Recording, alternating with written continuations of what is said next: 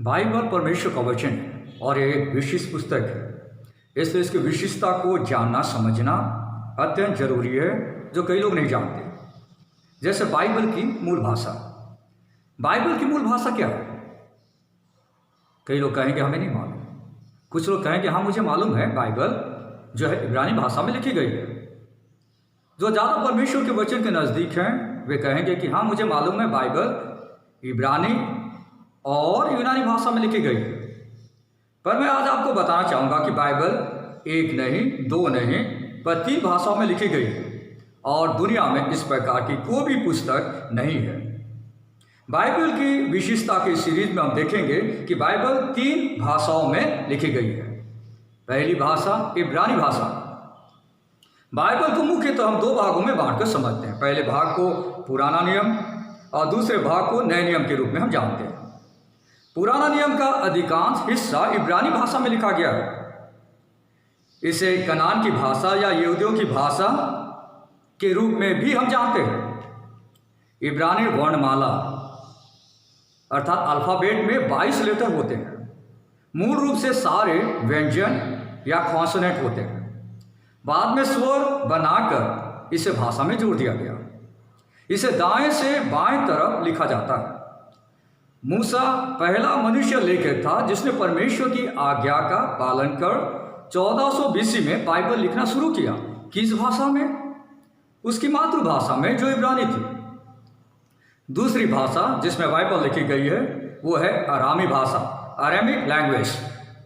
प्राचीन अरामी भाषा उत्तर सीरिया से शुरू होकर अशूर के शासनकाल में, in the rain of Assyria में बहुत फैला। पुराने नियम को लिखने में करीबन 1400 साल लगे और जैसे मैंने कहा कि इसकी मूल भाषा इब्रानी थी, पर हमें यह जानना भी जरूरी है कि पुराने नियम के कुछ अध्याय अरामी भाषा में भी लिखे गए हैं। जैसे एजरा की पुस्तक, उसका 4वां अध्याय 8 पद से लेकर 6वां अध्याय 18 पद तक। एजरा की पुस्तक 7वां अध्याय 12 पद से 26 पद तक। दानियल की पुस्तक, उसका 2रा अध्याय 4 पद से लेकर 7वां अध्याय 28 पद तक। और इर्मया नबी की पुस्तक 10वां अध्याय 11वां पद। अरामी भाषा का प्रभाव यीशु के समय में भी देखा गया है। अधिकांश जनता यीशु के समय में अरामी भाषा का उपयोग प्रतिदिन की दिनचर्या में करती थी।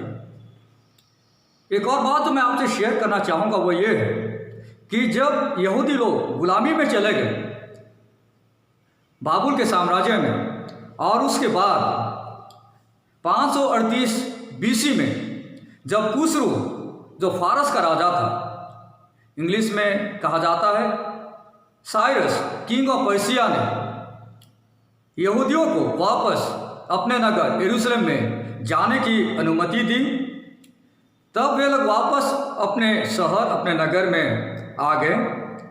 पर बंधुआई से वापस आने के बाद कई सारे यहूदी इब्रानी भाषा को पढ़ नहीं पा रहे थे। इसलिए यहूदी धर्मगुरु बहुत परेशान थे कि कैसे उन्हें पुराने नियम में लिखे गए परमेश्वर के वचन को सिखाया जाए। जैसे मान के चलिए कोई व्यक्ति हिंदी जानता है और कई सालों से दूसरे देश में सेटल हो गया है और उनके बाल बच्चे वहाँ पैदा हो गए, तब यद्यपि वो भारतीय है पर दूसरे देश में रह कर उसे हिंदी लिपि को समझने में तकलीफ होगी।